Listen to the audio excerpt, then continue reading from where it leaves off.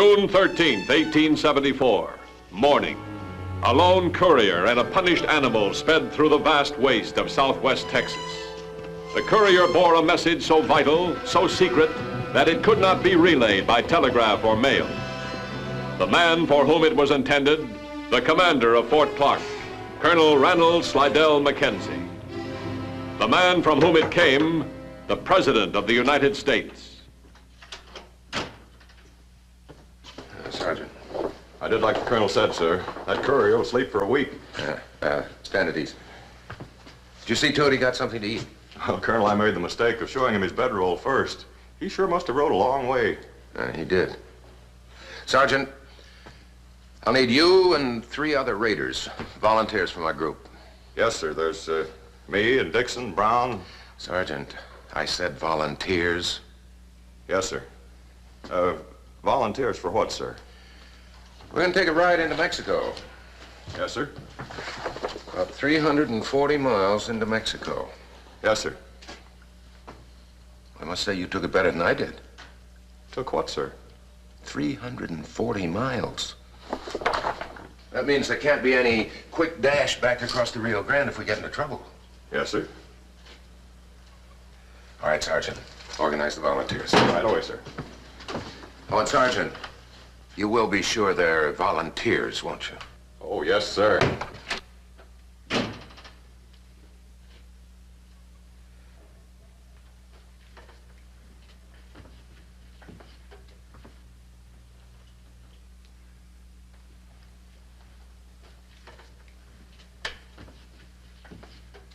Private Lewis, Corporal Brown, Corporal Dixon. Thank you for the volunteers, Sergeant. At ease. There's every possibility that we may fail in the mission we're about to undertake. There's every need that we do not fail, because if we do, the United States will probably be at war with Mexico. I imagine that you've all heard of Michael Lucas O'Hara. General Michael Lucas O'Hara? Right. The Yankee who sold out his battalion at Pine Ridge? Well, he disappeared in '64. He's reappeared in San Rodrigo, Mexico. Our orders are to go in and get him. Further, our orders are to bring him out. And within a week's time. And without being seen by federales. San Rodrigo is 340 miles below the Mexican border. I think you all understand what that means. Now, I'll understand if any of you wants to withdraw from the mission. Private Lewis? Ready, sir. Corporal Brown? Ready, sir. Corporal Dixon? Ready, sir. Sergeant? Thank you, men. Dismiss. Dismissed.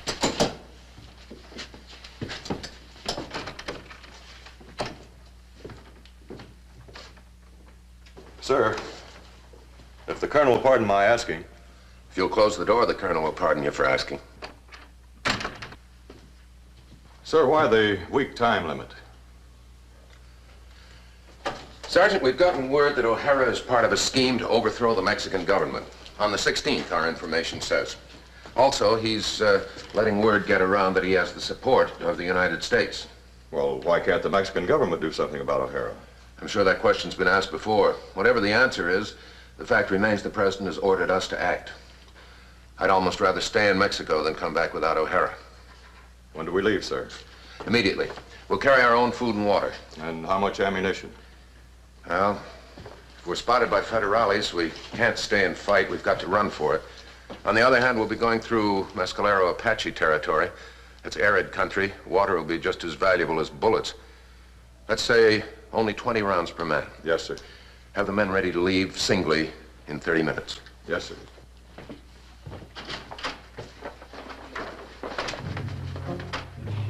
So Mackenzie and his raiders assembled secretly on the American side of the border. The task before them was an almost impossible challenge, but the orders from their commander-in-chief were specific. Return with John Lucas O'Hara.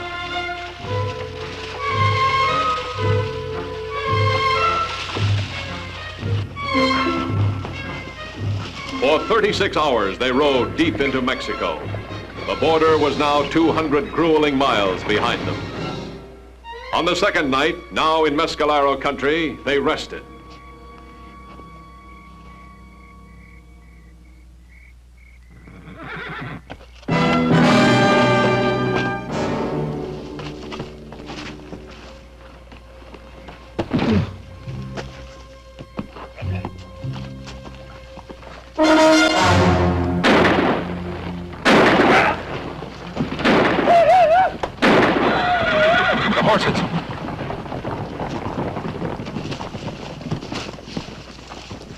Colonel?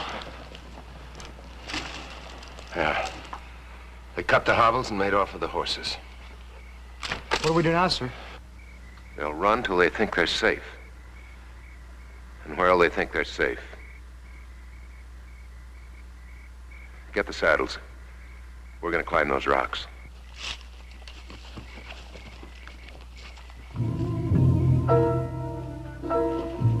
Mackenzie's position was now desperate. To push deeper into Mexico without horses was to invite certain disaster. Yet there could be no turning back. Only one slim chance remained to Mackenzie, and on this chance he had to gamble.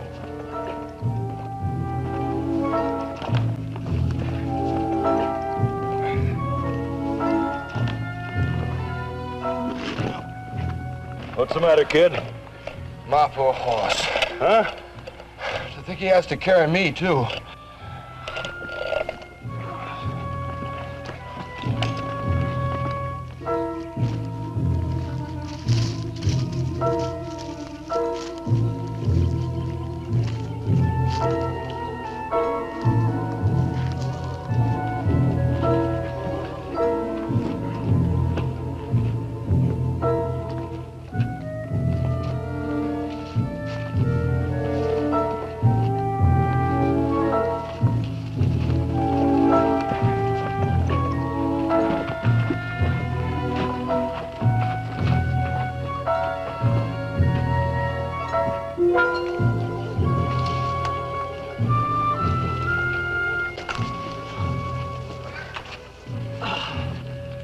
Colonel, how far do you figure we've come on foot?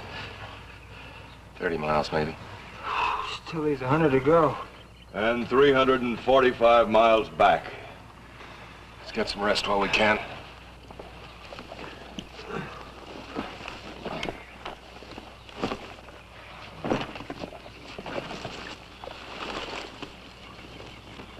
Well, it isn't possible, is it? The Colonel seems to think so. That's good enough for me.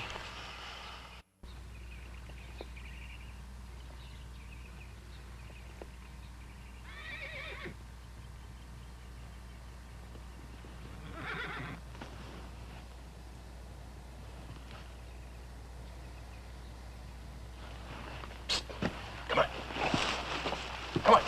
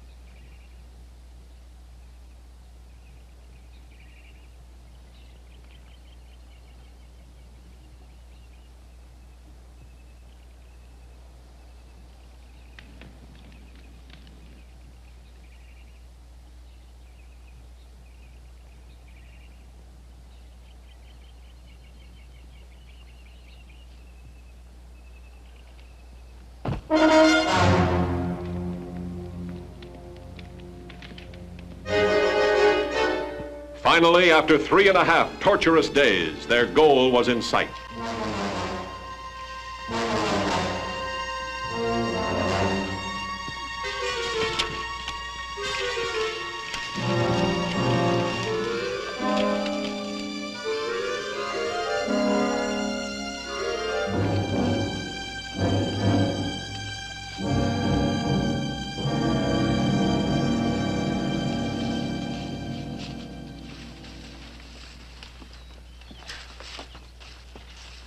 Lewis, bring my blanket. Blanket, sir?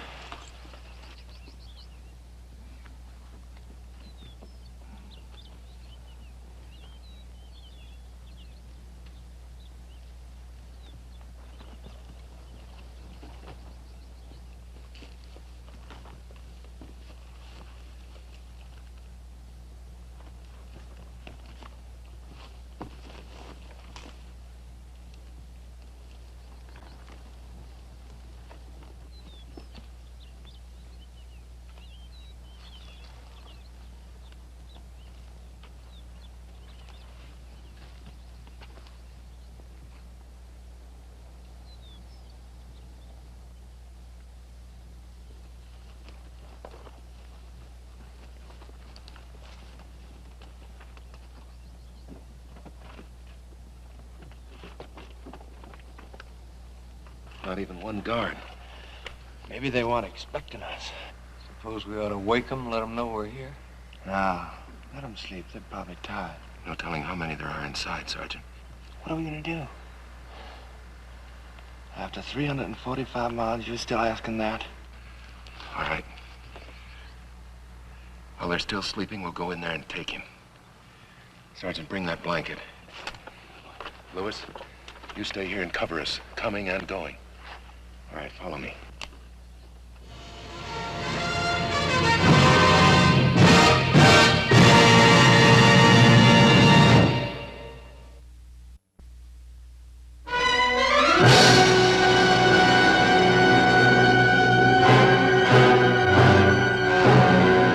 Having come 340 perilous miles, Mackenzie and his raiders had now to breach O'Hara's stronghold, to find the man who would willfully destroy the growing peace between Mexico and the United States.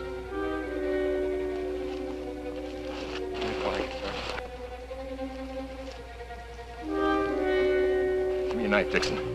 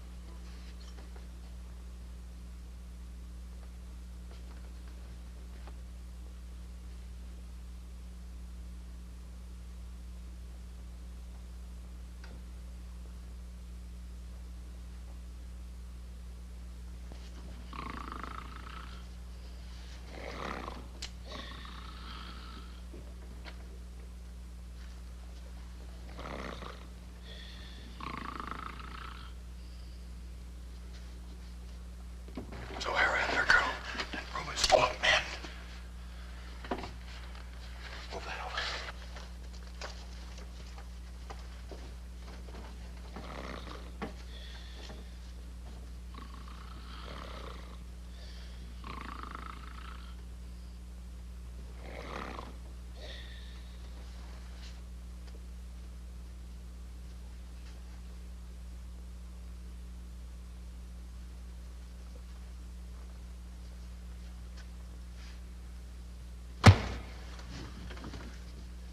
Suppose he was guarding somebody important. Only one man I know that needs a bodyguard. Well, seeing as he ain't gonna be able to guard anybody for a time, I'd like to volunteer for his job.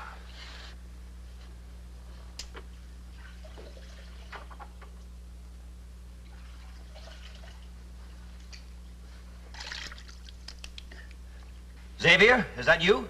Bring me a fresh towel, will you please?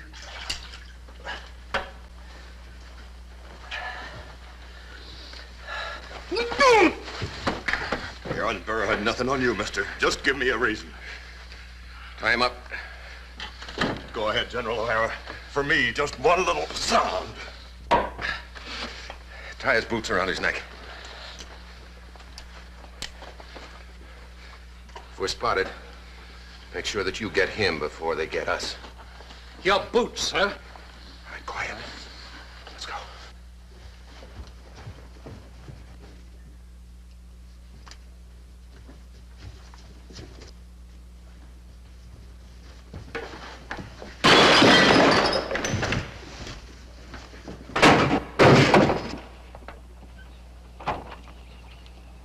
Get him up on that horse. Sergeant, you ride double with him and be careful.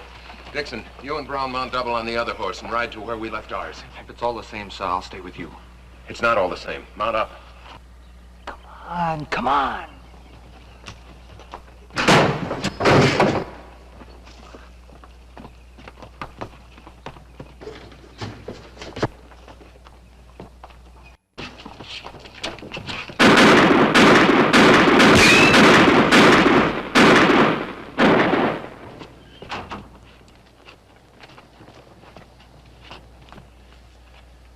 Good work, son.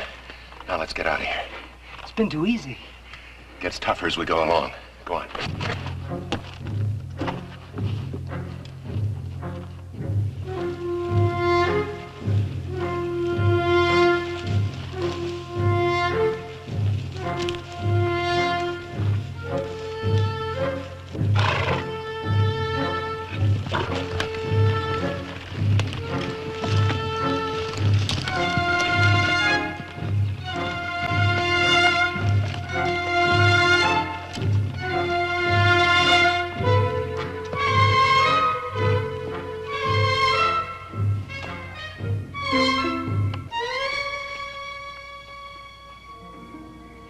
Dixon, give me a knife.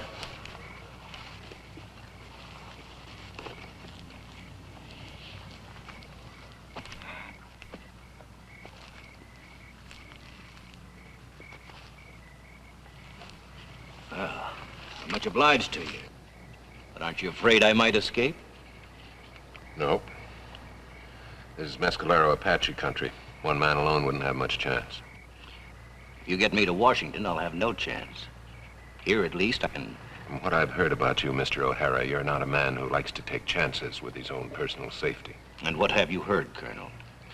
That rather than die needlessly, I capitulated to the enemy?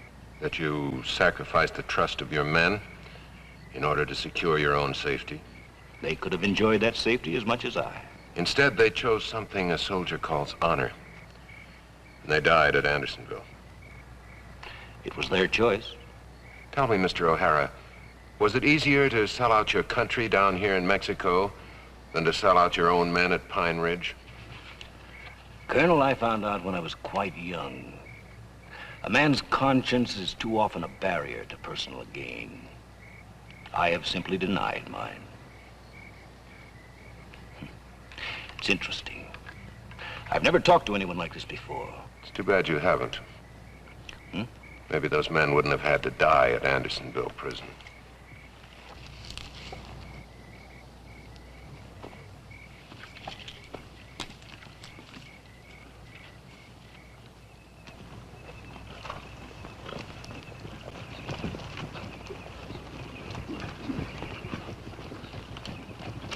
Indians, sir! 2 more, Colonel. Yeah. Let's get out of here. At a gallop!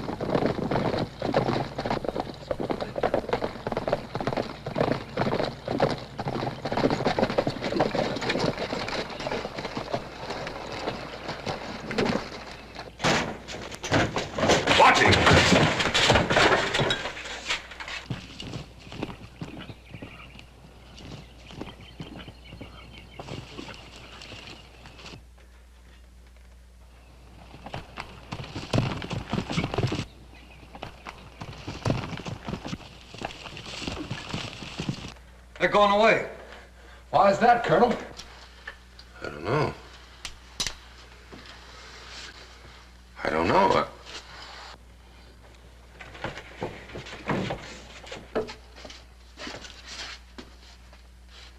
He's dead. The Indians must have known. That's why they ran off. Won't those Apaches come back? They wanted our horses, maybe our scalps. But they won't come within miles of this place now. This man died of smallpox. We better get out of here. No, I think it's all right. He's probably been dead 24 hours. Wouldn't be much chance of contamination after that. Everyone remain just where they are. I have a knife at this boy's back. Sure enough has, sir. Your information about the Indians is most comforting, Colonel. It'll ease my mind on the way back to San Rodrigo. It's a bad try, O'Hara. We all of us came on this mission expecting death. Just say the word. This one will get it first. Go ahead and take him, Colonel. I'll take my chances. This makes the odds just a little bit better. I can get 2 of you. Maybe 3. Don't let him get away. Do something. Don't make a move. Get away from that door. I'm not afraid, sir. Sarge, Nixon.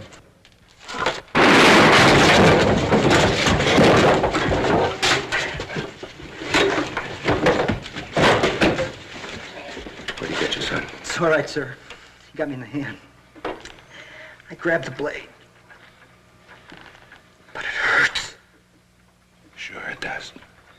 Strange. I never figured on his loyalty to you. Loyalty is something you know very little about, Mr. O'Hara.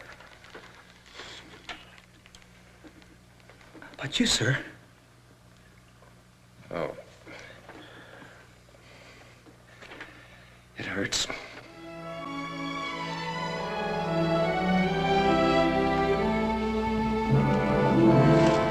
By all reckonings, the mission should have failed, but it didn't. At best, the casualties should have been high, but they weren't.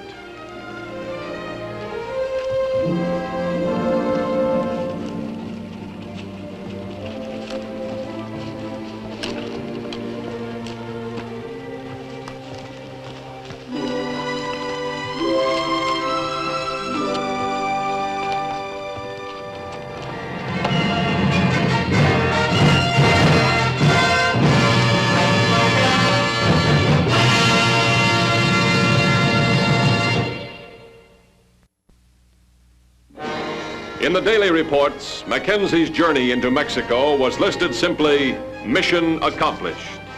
For their part in the raid on San Rodrigo, the raiders received commendations from the man who had led them, Colonel Ranald Slidell Mackenzie, 4th Cavalry Commanding, Fort Clark, Texas.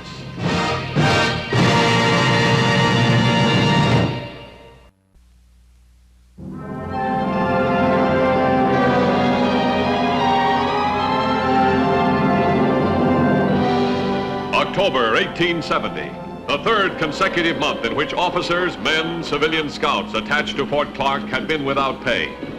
But at long last, the accumulated payroll of 3 bitter months was arriving.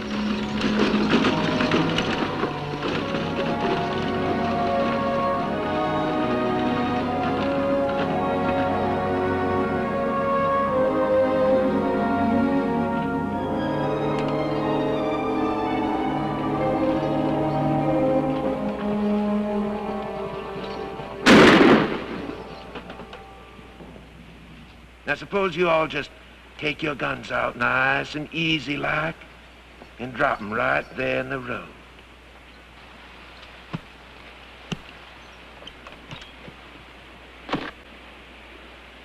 Now, you, in that wagon, you'll find a certain box. Supposing you just go back there and grunt and tote it down onto the road. Better do it, Weatherby. I feel a little sorry for you, mister. Not much, just a little. You're robbing Mackenzie's 4th Cavalry. Well, I didn't take you for Navy.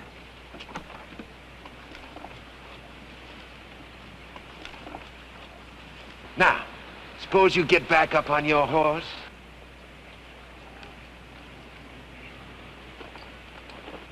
Now, the whole bunch of you just ride right on down the road just as though nothing ever happened. Goodbye.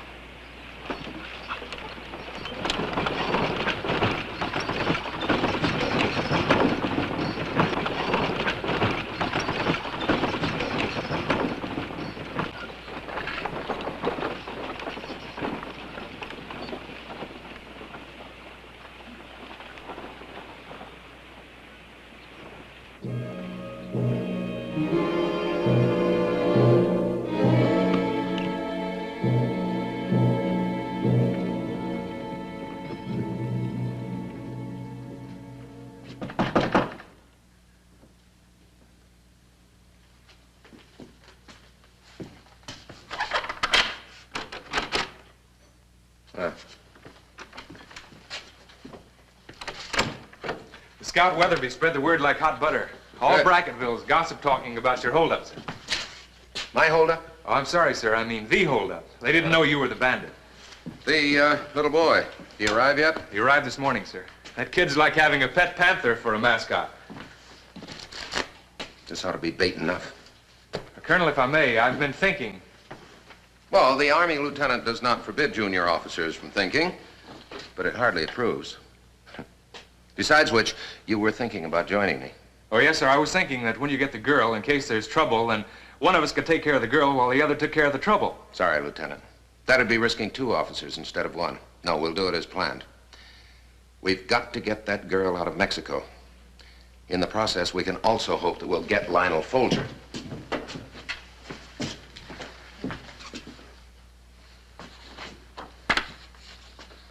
That's the girl, Lieutenant, Mrs. Wagner. I've got to know her when I see her. If I see her. She's awful pretty to be so important to Washington. She's the key witness in a Senate investigation. Without her, no investigation. Now that we've got that little boy safe here, we can move. I've waited a long time to deal with Lionel Folger. That expensive hideout of his has been harboring criminals long enough. It's going to be risky business, sir. Our security reports indicate that the Mexicans have greatly increased their border patrols. Yeah. Can't be helped. We've got to get Mrs. Wagner out of Mexico. Our orders are specific on the subject. Let's hope we also get Lionel Folger. The raiders, they'll be ready to leave at dawn? Yes, sir. All close-mouthed men, sir. Telling them the secret's like embalming it. The pet panther.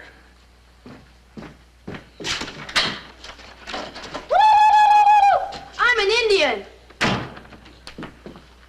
Is Mom here? Not yet, Mike. But I'll have her here for you. I promise you. Oh. I wonder if you'd reconsider, sir. The answer is no, Lieutenant. Bang, bang, you're both dead. Besides, you've got to stay here and take care of Michael. See that nothing happens to him. Take that and that. You're dead. I don't think it's him you have to worry about, sir. I see what you mean.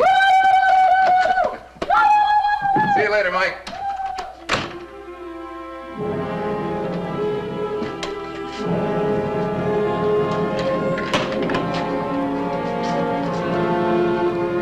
Sir?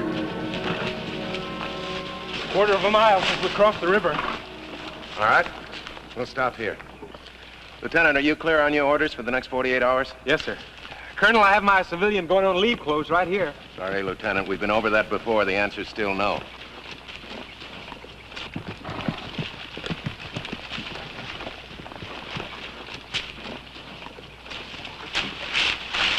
You guessed right, sir. There is a man up on that hill. Looks like a sentry for Folger. He couldn't see us cross the river from up there, but he can sure see us come out this draw here. Good. I'd like to have a little audience. Lieutenant, chase me for about a quarter of a mile. No farther. Then turn around and go back into the United States. Yes, sir. All right, men. I want you to shoot at me. Make it look good. Not too good, however. I just as soon none of you won a marksmanship medal on me. All right, let's go. Good luck, sir.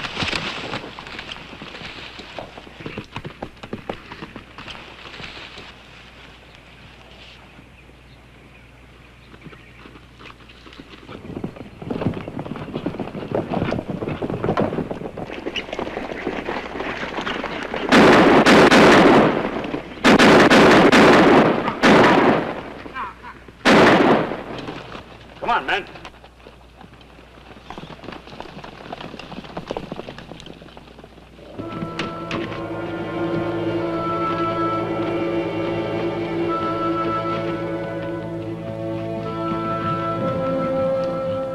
As Mackenzie had anticipated, the sentry intercepted and escorted him to the sanctuary of Lionel Folger.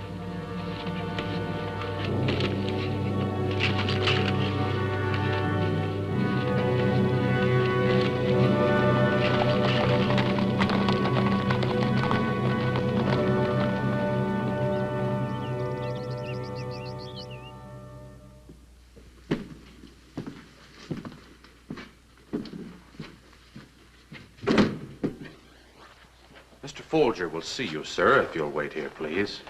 Delighted. Your hat, sir.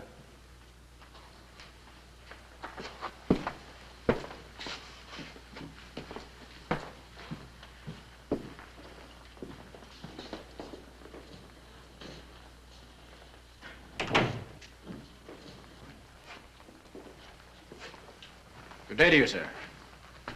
My man Reed here has instructions to bring you and all strangers to see me. I am Lionel Folger. Delighted. As a matter of fact, Mr. Folger, I was on my way to see you. We have certain mutual friends, their names aren't pertinent, who recommend you as a charming and trustworthy host.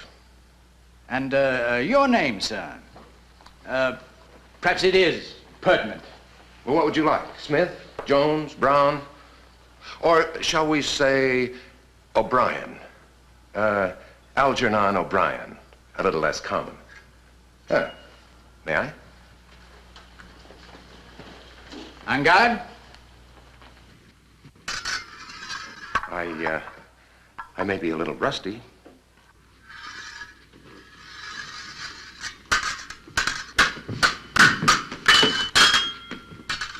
May I compliment you on your residence, sir? Thank you, but I simply copied it from a home I visited once in Boston.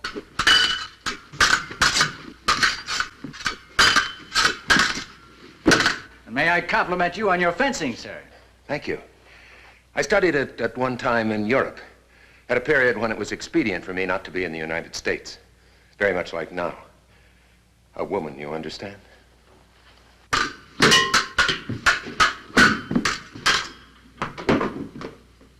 Very good, Mr. Folger. A woman? You're a liar. Reed saw you chased on Mexican soil by a unit of Mackenzie's cavalry. I find it hard to believe they'd all be interested in the same woman. Search him, Reed. Search him and see if there's a valid reason for his continued existence. Well, now, that looks like a tidy sum. What about his gun? Well, he's our guest. Who would he shoot? Small wonder the cavalry was so keenly interested in you after you'd relieved it of its payroll. But I heard about the incident, of course. I must admit it showed a certain amount of daring and imagination. A woman, you said. A woman? Oh, please, sir. Well, I'll probably end up spending it on a woman. That's my usual pattern. Well, every man has his faults. The remainder of the payroll, Mr. O'Brien. Where have you concealed it? Now, Mr. Folger, you wouldn't want me to lie to you again? Well, as you choose. It really doesn't matter. In the end, you'll have paid me the greater part of it anyway, in order to remain here. You probably understand that I guarantee immunity from the law, any law. But my price is rather steep. For example, this will be just sufficient to afford you refuge here for 1 week. Well, I've learned, Mr. Folger, that if one can't control a situation, one can at least accept it. Well, that's very wise. And now I'll arrange your accommodation with Sampson, our butler. Oh, yes. Do you have many guests? A few. But everyone has his own quarters, so you won't be bothered. We assure privacy at no additional cost. Oh, good afternoon, Mrs. Wagner. And how has your day been? Like all other days here. Charming. Yes, well, of course, you're young and lovely, and this place must be rather confining. Mrs. Maria Wagner, may I present a man who chooses to call himself Mr. Algernon O'Brien? I'm honored, Mrs. Wagner. I'm not. Well, it didn't take me long to make a bad impression. Did you expect to make a good one? Here.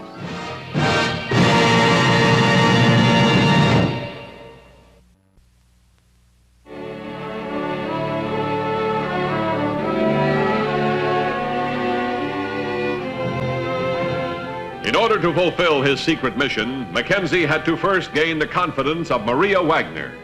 Then second, find a way to get her safely out of the hands of Lionel Folger. Good morning, Mrs. Wagner. May I join you in your walk? You may not. I have something of interest to discuss with you. You could discuss nothing of interest to me, Mr. O'Brien. Not even your son, Michael? What about Michael? Is he all right? The boy's in good health.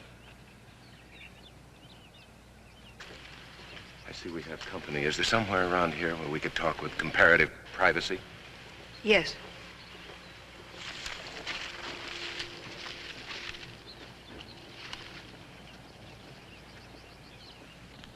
Tell me, Mr. O'Brien. Tell me what you know about him. Just in a minute. First, I want to take out an insurance policy. The kind that I hope will ensure privacy. That's far enough, mister. You stay right where you are. I just wanted to say that you're not nearly as attractive as the lady. Figuring on impressing her? Forget it. She don't like none of us. She won't like you no better.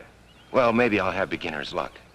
But I won't have any chance at all if you insist on sticking close to me like a chaperone. Look, O'Brien. Mr. Folger says for me to tag you too.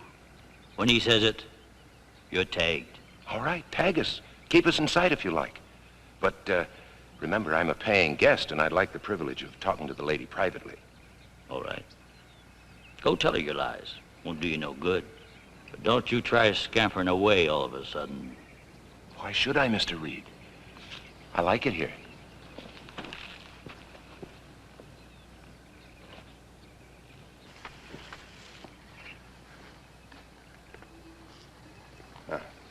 If we talk quietly, Reed can't hear us. You said something to me about my little boy. Yes. What can you know about him? I know that you put him in an expensive school in the East. All paid for by certain criminals that hope that you won't testify against them. I put him there. They did. The criminals did. Exactly. And that's the way they're trying to bribe you not to testify against them. They made me. They made me stay here until the hearing's over. They made me by threatening my son's life if I didn't. Oh, what's the use? What's the use of talking to you? Michael's eyes flash just like yours, especially when he's excited. How do you know? When did you see him? Night before last. Night before last. You're a liar. Michael's school is in Connecticut. Michael's school is, but Michael isn't.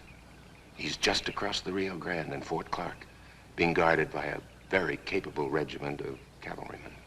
Who are you?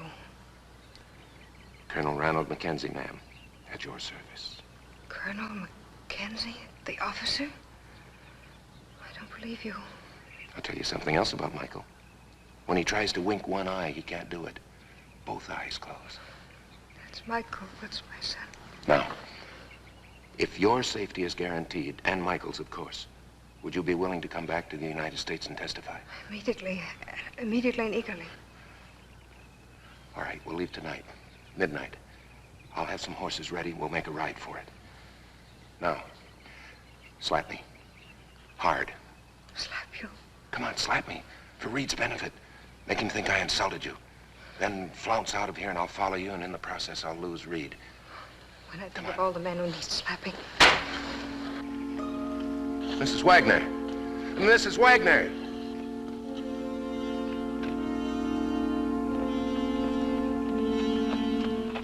Keep going, and keep complaining. Loud. Don't! Don't touch me! Don't you dare touch me, Mr. O'Brien! Get away from me!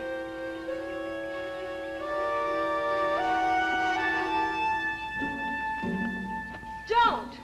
Leave me alone! Don't touch me!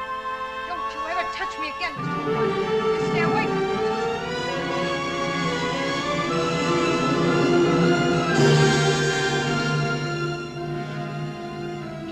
Following his instructions from Mackenzie, Lieutenant Paxson made preparation to lead the raiders into Mexico.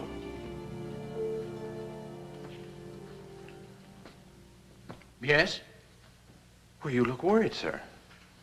Puzzled, Samson, puzzled. That O'Brien. O'Brien, sir? What about him? Nothing definite, nothing I can touch. Something I vaguely feel about him. Something wrong.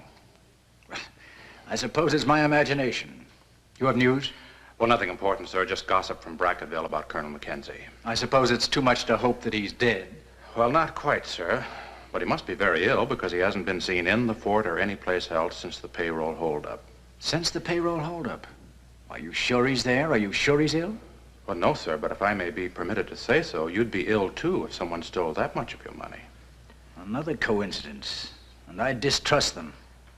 O'Brien shows up here the day after the payroll robbery. Mackenzie hasn't been seen since that day.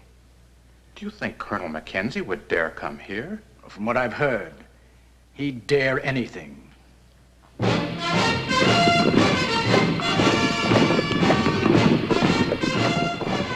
In accordance with Mackenzie's timetable, the raiders left Fort Clark, crossed the Rio Grande, and headed for the appointed rendezvous. The next move and the success of the mission now depended on Mackenzie.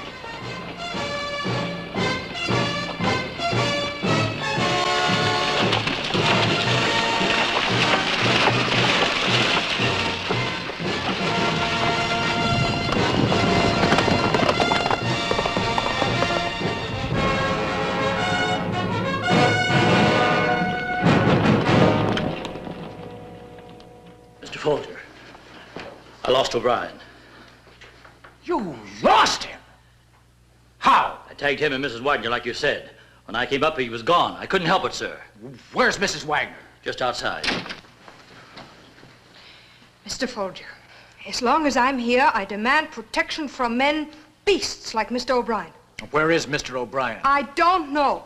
He ran away when I screamed, and I hope he stays gone. Read if O'Brien isn't found in 10 minutes.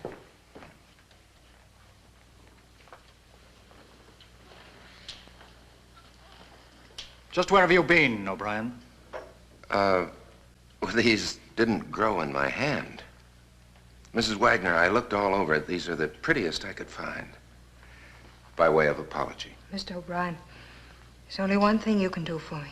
Stay away from me. Oh, Mr. Reed, you're right. She doesn't like any of us. Mr. O'Brien, I can hardly claim that any of us here is a gentleman. But each of us tries to act like one. I'd appreciate a similar attempt on your part. I can appreciate that sentiment, sir. And, to try and make amends, I'll apologize to you. You take the flowers.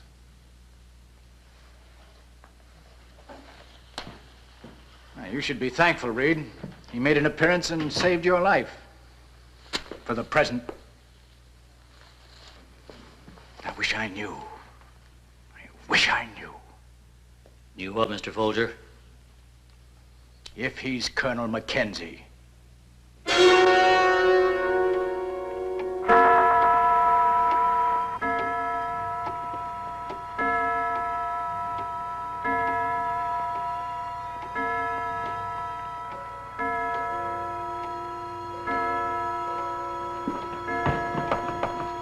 You know what to do. Almost, Colonel, but not quite.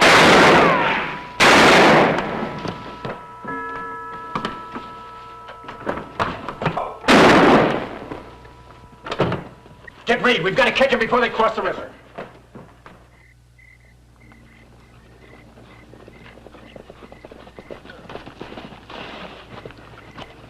They're coming. Sound happy. I am. My orders were to get you. My hopes were to get Folger, too. Come on.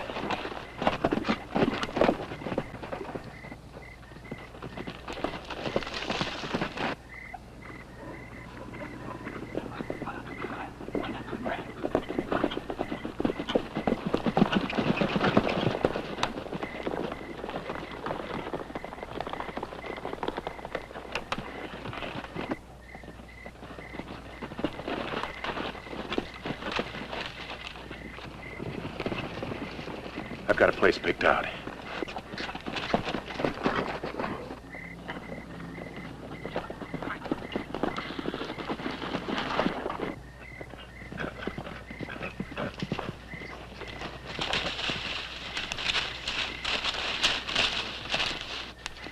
Here we are.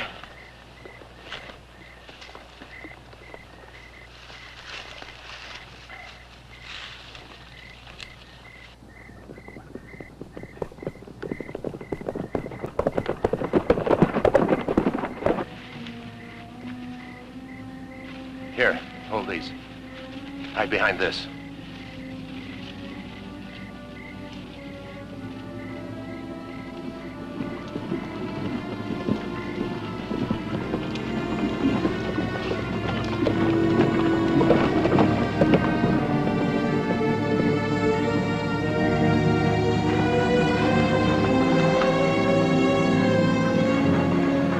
Looking for me, gentlemen? Don't fire, Sampson.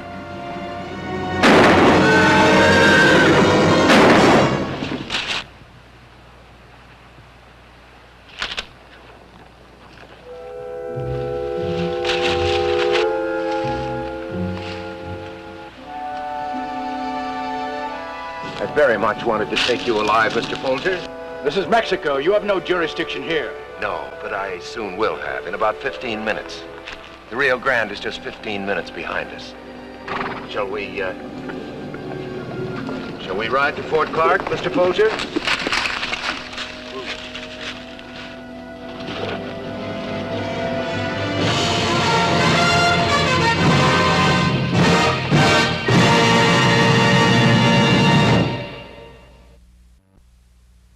Where's Michael?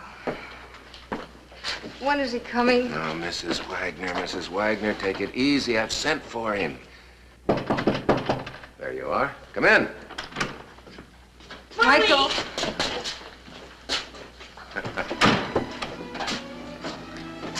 Got a report on Folger? Yes, sir. He's in the marshal's custody. Good. That ends his... Lieutenant. You any explanation for your appearance, mister? How about that shoulder board? Oh, yes, sir. There's my explanation. I'm lucky I have a uniform left. Michael, let's see you wink.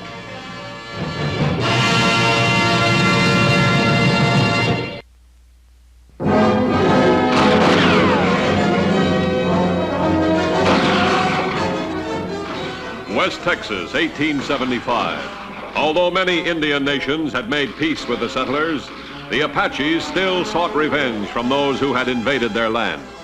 Billy Stone fought valiantly for his life.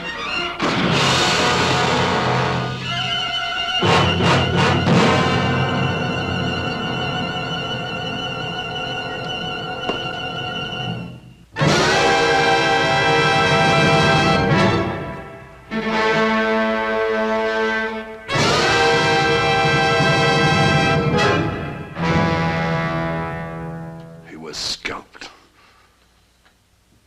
While your men were lollygagging around this fort, my son was scalped. I've heard enough. I'm sorry about what happened to Billy. You're sorry. But you know what I'm up against. And you know the Apaches. You've been in this country 30 years. You ought to know them. There just aren't enough men to patrol this whole territory. We do the best we can. As for my men lollygagging around, as you put it, they're on duty 16 hours a day. I've got 1,500 square miles to patrol. 1,500 square miles.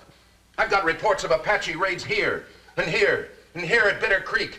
And then again up here at Stanton's Crossing, 400 miles away. I can't do the impossible. The fact remains, my son is dead. You're the Army. What are you going to do about it?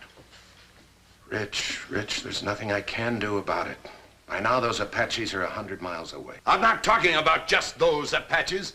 I'm talking about every mother's son of them. I've spent over half my life fighting them. They killed my 2 sons. They killed the woman who bore them. I've built up the biggest spread in the entire state of Texas. For what? For the dust of my family? Well, they haven't killed me yet. Oh, they have tried. But before they do, I'll avenge Billy and the others 100 times over. It takes time, Rich. Time and men. Please give me the time. Ronald, we've been friends ever since you took over at this fort. I'm sorry for what I said. I understand, Rich. I understand. I don't think you do. You said it takes time and men. But you forgot one other thing. Money. Well, I don't know how much time I've got. But I've got plenty of money. What are you getting at? I won't rest easy, and neither will my kin. until we even the score with those savages.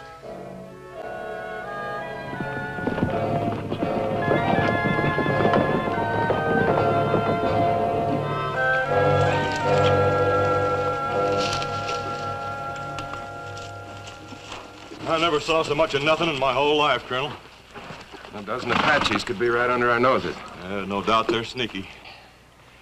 Reckon we'll ever see the last of them. Wonder how often they've asked that question about us. Colonel, Apaches over there.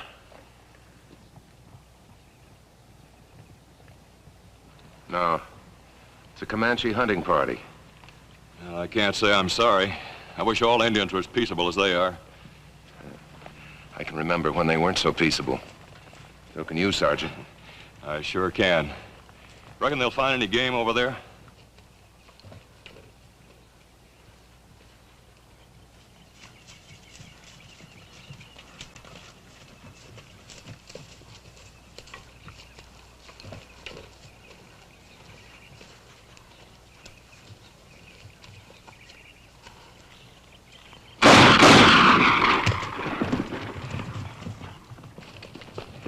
You take care of them two, I'll get the other one.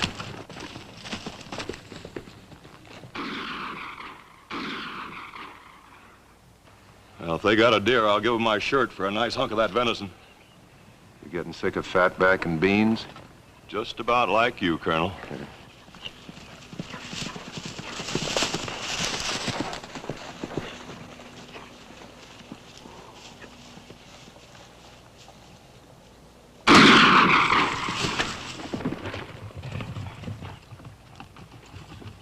Here, follow me. At a gallop.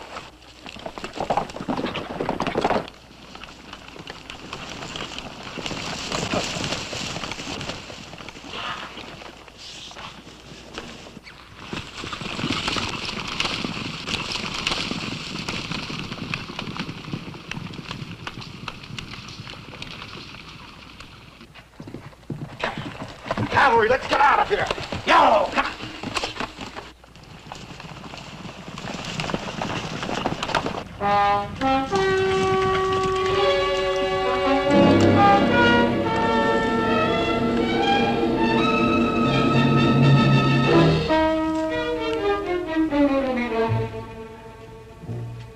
Scalped. Another tribe? No Indian did this. Know who this is? Standing Elk's nephew. Yeah, but why? I don't know. Let's find out.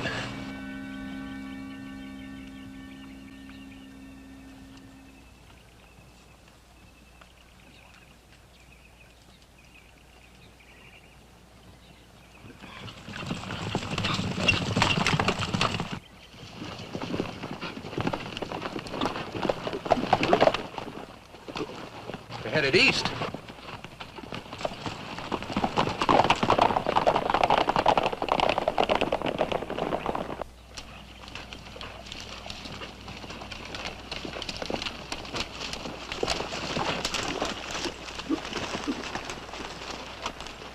Tracks lead into Richard Stone's rangeland.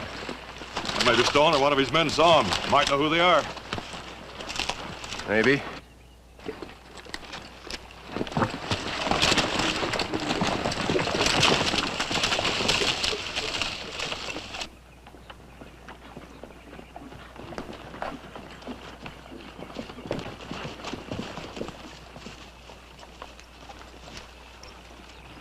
Every time I come this way, I like to stop and just look at it.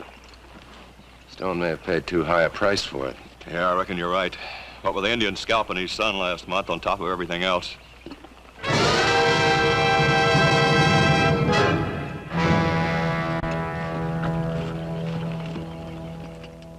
She was a remarkable woman, Ronald. I wish you could have known her. You'd have liked her. I'm sure I would have. I never remarried. She begged me to when she was dying, but there was never another one like her. Oh, can I offer you something? No, thank you. Well, what are you doing out here? Right to the point, Rich. Who were they? Who were they? Which one of your hands did it? I'm sorry, I don't know what you're talking about. I followed 2 sets of tracks from Medicine Rocks to your ranch yard. Yes. 3 Comanche braves, one of them Standing Elk's nephew, were ambushed and murdered at Medicine Rocks. Comanches? That's right, Yampa Comanches. Peaceful for almost a year. How do you know it wasn't Apaches that killed them? You know it wasn't Apaches. How would I know? I'll spell it out for you. A month ago, you were in my office swearing revenge against all Apaches for their murder of your son, Billy. You said it would take the one thing you had, money. I say you hired scalp hunters, Rich. Only they made a mistake. Or else they didn't care whose hair they lifted as long as it was Indian. All right, I did hire them. But you want the Apaches dead as much as I do. And it's your job to kill them. I hired men to do what your troopers weren't doing. And to repay those savages for what they've done to me. Oh, you let me tell you this, Rich. I don't want the Apaches dead. I want them at peace. And it's not my job to kill them. It's my job to make them our friends. It's men like you, as well as the Indians, who keep this fighting alive. And as for your precious revenge, how are you going to feel when, because of your stupidity, this entire community is attacked by a heretofore peaceful tribe? Your friends will be killed, your neighbors, just like your wife and your 2 sons were killed. All right, Ronald. I tried to face you down, but I can't. I made a mistake. You're right. Those men didn't care whose scalp they lifted. I hired the wrong men. But I promise you this. I'll find them and I'll take them before Standing Elk myself. We'll all face them. That ought to keep him from making war. Huh. Who were these men you hired? Strobel and Cobb. Strobel. Of all the scum in Bracketville, he's the lowest. Where were they headed when they left here? Said they were going to Mexico. Where in Mexico? I don't know. But what difference does it make? You couldn't go after them. Well, you're right about one thing, Rich.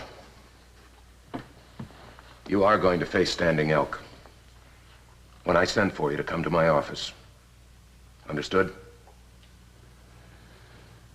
Understood.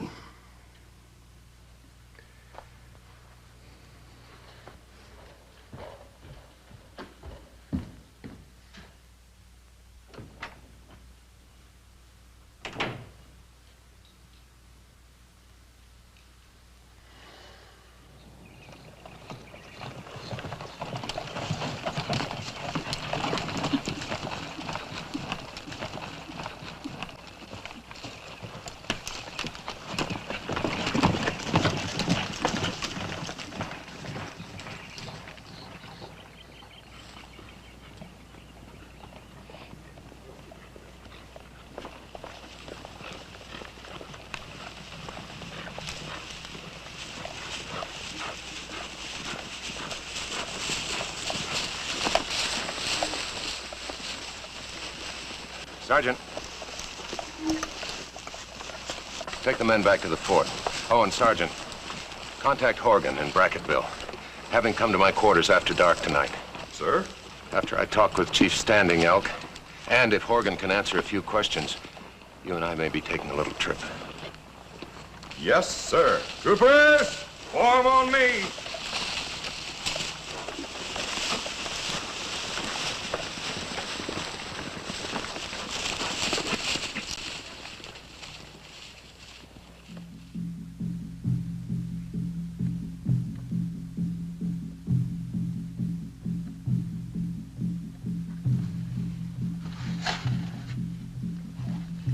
The drums mourn for our dead hunters. I have come to mourn with them, Standing Elk, and with you. Why have the Apaches killed my nephew and the others? We have done them no harm. Chief Standing Elk, they were not killed by the Apaches. Your straight tongue has saved your life for a time, Mackenzie, Colonel. Before he died of a bullet in his back, Little Bear crawled to the village and told of the ambush by the men called Strobel and and Cobb. I've come to promise you that those men will be punished. That must be. In 3 days, unless they are punished, Black Hand, the war chief, has promised many scalps of your people. But in 3 days, I can't... I am only medicine chief. In peace, my people listen to me. Now it is the war chief they turn to, for peace has been broken. You can't give me more than 3 days? If I could, I would not. 3 days, Mackenzie, Colonel.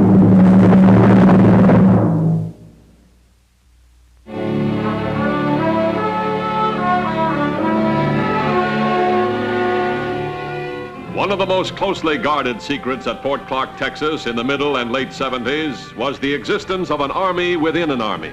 The Raiders, hand-picked men for hand-picked assignments. Just as closely guarded a secret was the existence of a select group of men who funneled information to Mackenzie regarding the movements of the lawless elements in and around Brackettville. One such man was Frank Horgan. Exactly the kind of an offer Strobel would jump at. To stop the Commanches from making war, I've got 3 days. Are you sure he's in Mexico? The only thing I'm sure of is that if you don't find exactly where he is, we've wasted a lot of years of fighting and dying. One thing, if he is in Mexico, it'll be somewhere in the hills. He's got a reward on his head down there. He'd never go into a village. All right. Comanches have given me 3 days. You know how much time that gives you. Yes, sir. Just one thing. Be careful. Get all the information you can, but don't let anybody in Brackettville know what you're doing. I don't want you to end up with a knife in your back. I'm not anxious for that myself, Colonel. I'll do what I can. Good luck.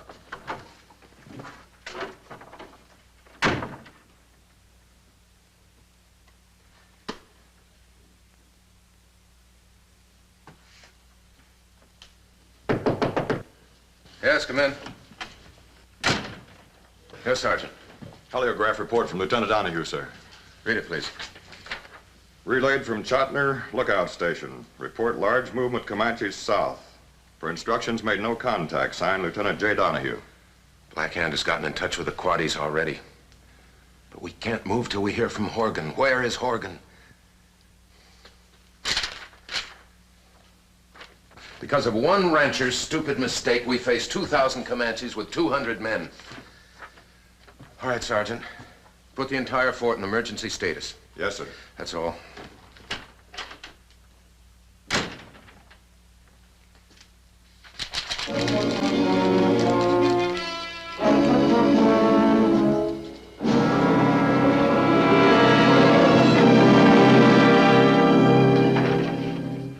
Begging the Colonel's pardon, this man started a riot in town with some of our soldiers returning to the fort. Well, Sergeant, have the men wait outside. I'll let them know when I need them. You please remain.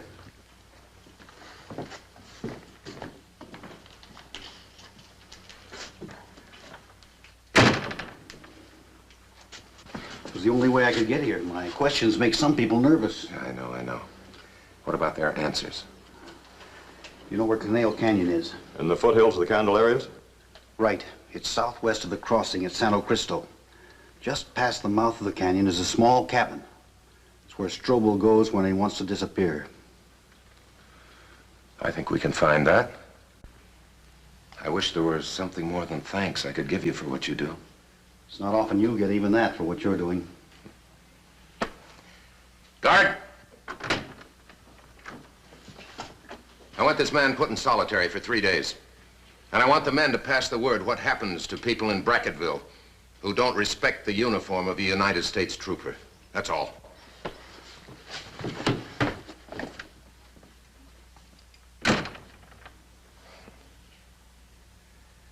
Sergeant, you and I are riding toward the Rio Grande with a full patrol. A full patrol, sir? Right.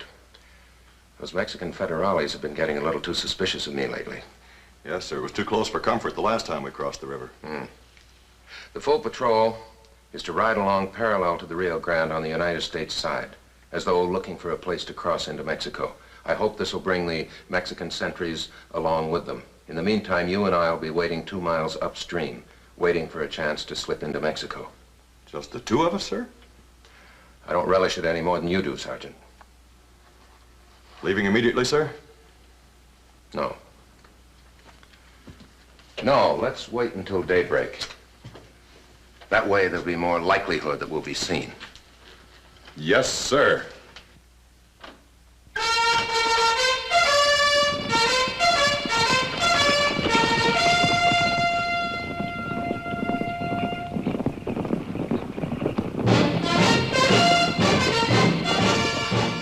Under secret orders, the two men rode south and west toward the Rio Grande. Many times, Colonel Mackenzie and his raiders had entered Mexico in pursuit of marauders and Apaches.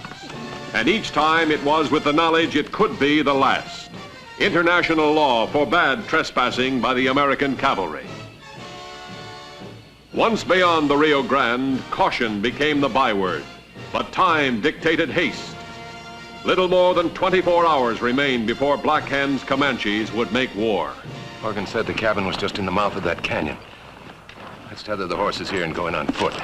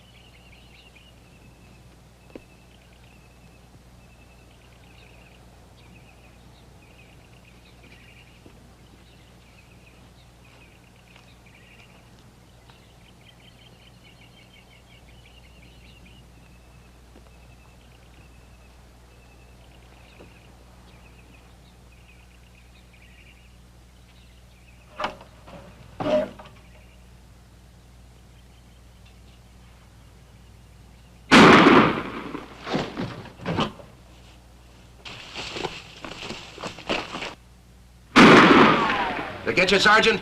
Just my leg, Colonel. Cover the one I hit. Don't shoot until I tell you. Mackenzie! It was bad timing. Come on out, Colonel.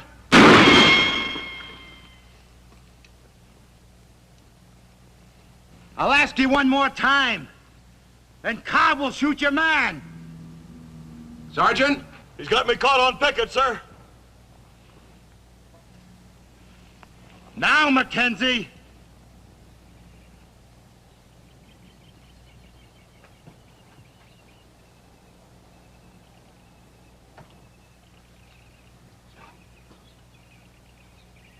Throw your gun down.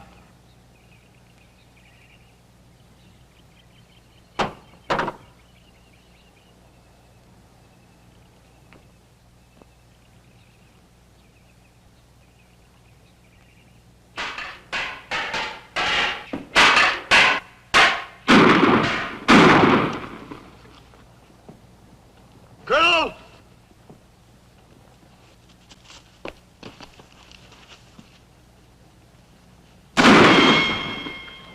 For a moment, I thought you brought your troopers with you. How much of your ammunition did you put in the stove? Mackenzie! All this firing. A Federalist patrol might hear it. You wouldn't want the Mexican army to catch you down here, would you? No more than you would, Strobel. Oh, you know about the price of my head? I do. All right, it's a standoff then. We both can't afford to get caught. I'll make a bargain with you. You're going back with me, Strobel, to stop a Comanche war. Why don't you take Cobb's body? You can tell them he's the one. No one would know the difference.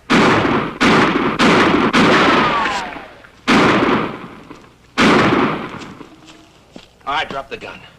I've got one bullet left.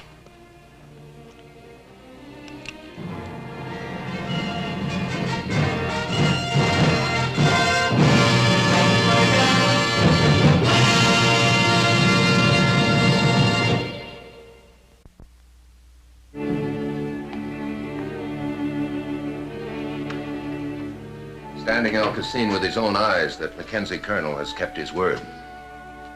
It is not the custom of our people to put wrongdoers behind bars. We have simpler methods. Yes, I know. The customs of our people differ, Chief. But justice is served in both cases. I must say you had me a little worried, though, with your 3-day ultimatum. Because of Mackenzie Colonel's straight tongue, if necessary, Standing Elk could have given him 3.5.